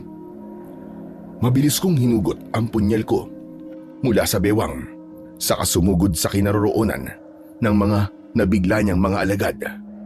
Lahat ng nilapitan ko ay binigyan ko ng tig-iisang saksak sa kanilang leeg at batok. Si Colonel Sandoval naman ay nagtago sa likod ng malaking bato kasama ang ibang mga bihag. Max, patayin mo ang lahat ng mga nilalang na nasa labas. Colonel, huwag po kayong lalabas sa pinagtataguan nyo. Tumakbo ang mga tauhan ni Commander Agila papunta sa labas ng kuweba. Pero isa-isa rin silang bumagsak sa lupa dahil sa palasong bumabaon sa kanilang leeg mula sa pana ni Max. Ako naman ay nagmistulang makikipagtunggali na sa mga kalaban, pati na sa ibang mga rebelde at binanginan na naiwan sa loob ng yungib. Ano nangyayari? Bakit ang bilis at ang lakas mo? Hindi kita matamaan. Teka, anong nakikita kong liwanag sa braso mo? Alamin mo, nang gumana naman ang utak mo, hayop ka! Nang mapagtanto ng pinuno ng mga aswang na binanginan kung ano ang nasa braso ko, sinikap nitong umiwas sa bawat pag-atake ko at tumakbo itong palabas ng kuweba. Dahil nakaabang si Max, pinana nito ang aswang at tinamaan ito sa tagiliran. Ngunit tuloy lang ito sa pagtakbo para tumakas. Nadaanan ko naman si Max at sinabi ko sa kanyang puntahan sina Colonel sa loob ng kuweba. Ako naman ay hinabol ko ang tumatakas na binanginan. Pero pagdating sa gitna ng talayban, bigla siyang tumigil sa gitna. Nakangisi itong nakataas ang braso at sa kamay nito ay nabuo ang bolang apoy. Hindi sa lahat ng oras ay may kakayanang mutya ng makabagdag na pangil ng kobra para patayin ako. Hindi rin sa lahat ng oras magtatagumpay ang kagaya mong kampo ng kadiliman. Walang puwang ang mga kagaya mo sa mundo namin. Nagkakamali ka. Kung may karapatan kayo mga tao, may karapatan din kami. Kami ang inaalisan ninyo ng karapatang mabuhay sa lupang hindi nyo naman pag-aari. Hindi nyo rin naman pag-aari ang lupang to. Pero pinagkakait ninyo. Ipinagtatanggol lang namin ang aming tirahan na patuloy na sinisira ng mga taong kagaya mo. Kahit na nagkamali pa ang mga taong kagaya ko, wala pa rin kayong karapatang pumatay ng tao. Tumigil ka. Simulan na natin ang laban at susunugin kita ng kapangyarihan ko. Yun ay kung magtatagumpay ka, animal ka. Nagulat ako sa biglang pagbato niya sa akin ng bolang apoy na tumama naman sa tiyan ko. Umangat ang paa ko sa lupa dahil sa malakas na puwersang tumama sa katawan ko. Nasunog ang pang-itaas kong damit kaya napilitan akong hubarin ito. Dahil doon, tumambad sa paningin ng kalaban ang marka ko sa dibdib. Hindi maaari. Ikaw yun. Oo, ako nga. Ikaw ang nakasaad sa aming propesiya. Napapatay daw sa akin at uubos sa lahi namin. Ikaw na isang mahinang nilalang. Mahina pala. Pues, ako mismo ang tutupad sa propesiya ninyo. Humanda ka! Patay kung patay! Ako ang unang sumugod sa kanya. At dahil sa bilis ko, hindi niya naiwasan ang pagtama ng punyal ko sa dibdib niya. Pero nagulat ako dahil hinawakan lang niya yun at naglaho ang sugat nito. Teka, akala ko... Akalang ano? Akala mo mapapatay mo ko ng punyal mo? Ako naman ngayon ang aatake sa'yo! Dala ng labis kong pagkabigla. Hindi ko naiwasan ang pagtama ng suntok niya sa dibdib ko. Pasadsad akong bumagsak sa talahiban. Hindi pa man ako nakakabawi ng lakas at nakakatayo ng lubos. Mabilis nang nakalapit sa akin ang pinuno ng mga binanginan at sinalakay niya ako sa leeg. Naglagablab ang kanyang kamay, kaya't unti-unti akong napapaso. Pero nararamdaman kong kumukontra ang aking mutya. Kaya kahit papano, nalalabanan ko ang pagkalapnos ng balat ko. Hindi mo siguro inaasahang matatapatan ko ang lakas ng butya mo. Nang malaman ko tungkol sa propesiya, pinaghandaan kita. Walang makakatalo sa akin! Nagpapapadyak ako upang makawala sa pagkakasakal niya. Hindi ko rin binibitiwan ang punyal ko. Isinaksak ko yon sa braso niya, pero hindi niya ito iniinda. Ramdam na ramdam ko ang init ng kanyang kamay sa leeg ko. Umangat na rin ang mga paa ko sa lupa. Habang nakakaramdam ako ng panghihina, nakita kong may lumipad na palaso sa ere at bumaon yun sa braso ng binanginan. Ang braso ko! Bumao ng palaso! Sino may gawa nito? Ako may gawa niyan! Pakawalan mo si Kapitan! Muling nagpakawala ng palaso si Max. Tumama ulit yun sa braso ng aswang na binanginan. Kaya nabitiwan niya ako. Nagkaroon tuloy ako ng pagkakataon para maisaksak ko sa kanya ang punyal ko. Bumaon ng punyal sa dibdib ko! Magbabayad ka! Papatayin kita! Heto pa! Saluhin mo to! Umikot ako at sinipa ko ang punyal na nakabaon sa dibdib niya. Kaya mas lalong lumalim ang pagkakabaon nito. Hindi pa ako nasiyahan. Pinagsusuntok ko siya sa kanyang tagiliran. Sa kabila ng sakit na nararamdaman nito, sinubukan pa rin ito na mabuo ang bolang apoy para ibato sa akin. Ngunit naging maagap naman si Max. Pinana nito ang mata ng aswang na binanginan. Kaya naman, napasigaw ito ng malakas at pumatak ang bolang apoy sa mismong paanan niya. Ang mga mata ko! Napakasakit! Pagbabayaran niyo ito! Kapitan Elmo, hugutin mo ang punyal sa dibdib niya at itarak mo yan sa kanyang batok. Yun ang kahinaan ng pinuno ng mga binanginan. Nagulat talaga ako sa biglang pagdating ni Lolo Pilo kasama ang mga tao sa tribo na merong mga dalang sibat. Kapitan, ngayon na! Mabilis akong tumalima sa utos ng matanda at agad kong binunot ang punyal sa dibdib ng binanginan. Umikot ako at lumukso para sumakay sa kanyang likod. Sa kaubod lakas na itinarak ang punyal sa batok nito. Kitang-kita ko ang pagbulwak ng kulay itim ng dugo. Pati na ang pagkawala ng apoy na bumabalot sa kanyang katawan. Hayop kang demonyo ka! Ito pa ang isa! Hindi maaari! Hindi maaari to! Bumaon ang talim ng punyal ko sa batok nito at tumagos yun hanggang sa leeg nito. Bumagsak ito sa lupa habang bumubula ang bibig. Maya-maya pa, unti-unting nalusaw ang kanyang balat at laman hanggang sa maging likido ito. Sa isang iglap, naging abo ang katawan ng pinuno ng mga aswang na binanginan. Dahil naman sa tuwa, lumapit sa tabi ko si Lolo Pilo at niyakap niya akong maigpit. Saka, nagpasalamat. Akala ko talaga hindi ako magtatagumpay dahil di ko inaasahan ang kakayahang yun ng pinuno ng mga binanginan. Mabuti na lang at dumating si Lolo Pilo.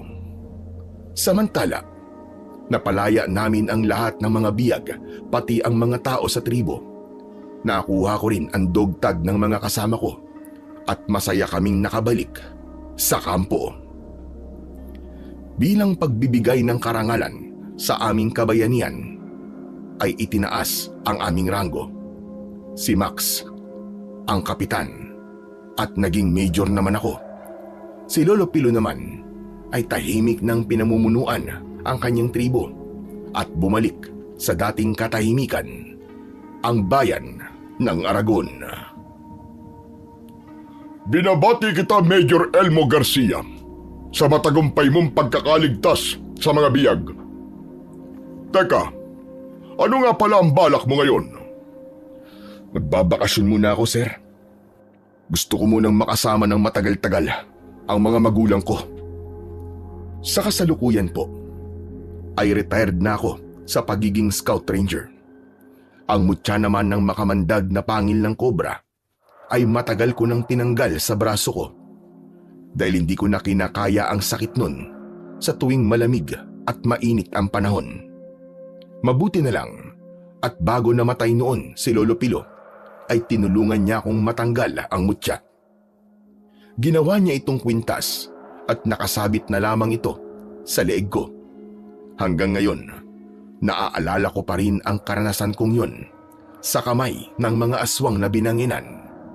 Pati na ang sinapit ng mga tauhan ko sa kamay nila. Lahat ng yun ay bahagi na lamang ng aking karanasan na hindi ko makakalimutan. Dahil sa awa naman ng Diyos, ay tahimik na rin ang buhay ko. Hanggang dito na lamang po ang istorya ko, Sir Blair. Lubos na nagpapasalamat, Tatang Elmo. Sa kwentong ating napakinggan, pinatutunayan lamang na walang imposible sa mga bagay na nilikha ng Panginoong Diyos, maging sa mga nilalang na kanyang hinubog para sa mundong ito. Wala tayong anumang pag-aari na dapat ipagkait sapagkat ang lahat ng ito ay pansamantala lamang at mawawala rin pagdating ng ating huling hininga. Tulad ng sinapit ng mga aswang na binanginan, pumatay sila upang ipagtanggol ang kanilang sinasabing teritoryo. Naghari sa takot at karasan, ngunit sa bandang huli, naglaho silang walang nadala kahit isa man sa kanilang inipon o ipinaglaban. Ganon din naman sa ating mga tao. Anuman ang ating makamit sa mundong ito, ay hindi natin madadala sa kabilang buhay, kaya't higit na mahalaga ang kabutihang ating iniiwan sa puso ng iba. Sapagkat nasusulat sa Mateo 16:26, sapagkat ano ang mapapakinabang ng tao kung makamtan man niya ang buong sanlibutan, ngunit mapapahamak naman ang kanyang kaluluwa. Isang paalala na ang tunay na yaman ay hindi nasusukat sa materyal na bagay, kundi sa kalinisan ng ating puso at sa ating pananampalataya sa Diyos na makapangyarihan na siyang lumikha ng langit at lupa. Kaya naman, panatilihin natin ang kabutihan, pagpapakumbaba at pagmamahal sa ating kapwa upang sa bandang huli ay wala tayong pagsisiyan at may kapayapaan ang ating kalooban. Pagpalain po sana tayong lahat ng Diyos na may kapal at naway mamuhay tayo ng may takot sa Diyos at may malasakit sa isa't isa, sapagkat yun ang kayamanang mananatili magpakailanman. Maraming salamat po sa walang sawang pakikinig at pagsuporta sa aking mga YouTube channel. Huwag niyo rin pong kalimutang mag-subscribe at i-hit ang notification bell para sa mas marami pang makapigilininga na kwentong aswang at katatakutan mula sa mundo ng kababalaghan.